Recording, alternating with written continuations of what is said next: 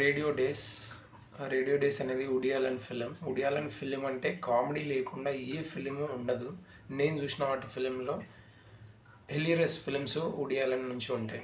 అందులో ఒక film radio days అనేది కూడా one of the hilarious films అనమాట. మంచి కామెడీ ఫిలిం, మంచి ఎంటర్టైన్మెంట్ ఫిలిం. దాంతోపాటు 1930s అండ్ 1940s ఈ మధ్యలో ఒక వరల్డ్ వార్ జరుగుతుంది కదా, అదే టైంలో జరుగుతున్న ఒక సెటప్ చేసిన ఒక స్టోరీ అనమాట. ఈ సినిమా మెయిన్ స్టోరీ ఏంటిదంటే, జాయ్ అనే ఒక క్యారెక్టర్ అతని మెమొరీస్ అంటే 30s 40sలో జరుగుతున్న ఈ ఎన్విరాన్మెంట్ ఏదైతే ఉందో న్యూయార్క్లో, అలాంటి టైంలో అతని మెమొరీస్ అంటే రేడియోతో అతనికి ఉన్న అనుసంధానం అండ్ తను చూస్తున్న చుట్టుపక్కల ఉన్న క్యారెక్టర్స్ ఏవైతే ఉంటాయో వాళ్ళ రిలేటివ్స్ కానీ, వాళ్ళ అంకుల్స్ కానీ, ఆ సెలబ్రిటీస్ కానీ, ఈ రేడియో బ్యాక్ సైడ్ అంటే రేడియోలో కనిపించరు మనుషులు. ఇప్పుడు టీవీలో మనుషులు కనిపిస్తారు కానీ రేడియోలో అట్లా కనిపించారు కదా.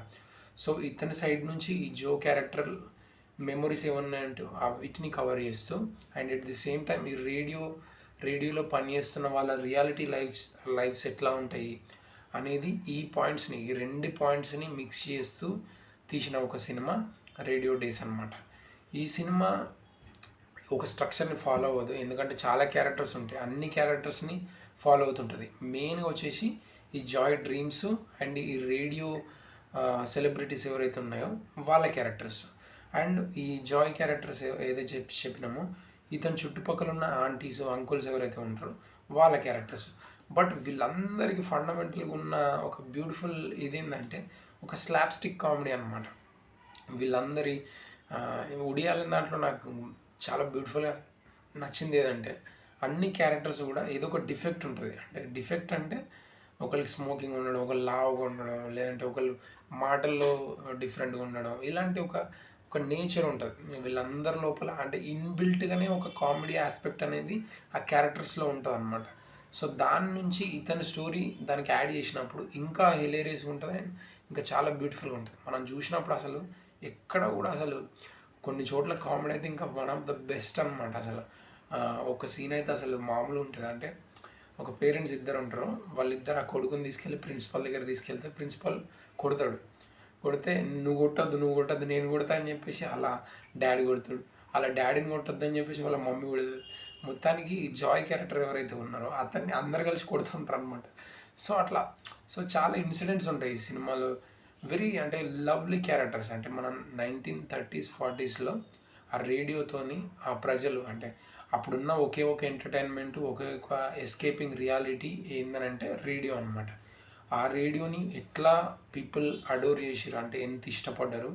అండ్ దాంతోపాటు ఈ సెలబ్రిటీస్ రేడియో వెనకాల ఉన్న ఈ సెలబ్రిటీస్ వాళ్ళు ఎంత స్ట్రగుల్ పడి ఆ రేడియో స్టేషన్లో వర్క్ చేస్తున్నారు అండ్ వాళ్ళ డిఫికల్టీస్ ఏంది అనేది ఈ రెండు సైడ్స్లో అంటే రేడియో వినేవాళ్ళు, రేడియో చెప్పేవాళ్ళు, ఈ రెండు పర్స్పెక్టివ్ని కవర్ చేసి ఈ రేడియో డేస్ అనే సినిమా తీయడం జరిగింది. అండ్ ఎక్కడ అసలు చెప్తున్నా కదా, వుడీ అలెన్ ఫిల్మ్స్ జస్ట్ మనం మనసు పెట్టి చూడగలిగితే దాంట్లో ఉన్నంత ఫన్, కామెడీ, దాంతోపాటు ఒక life meaning, at the same time ఆ టైంలో జరుగుతున్న ఒక హ్యూమన్ నేచర్, హ్యూమన్ ఆస్పెక్ట్ ఏదైతే ఉందో ఇవన్నిటిని మనం కరెక్ట్గా అర్థం చేసుకోవడానికి woody Allen films one of the best example. And those films it is like a book అనమాట.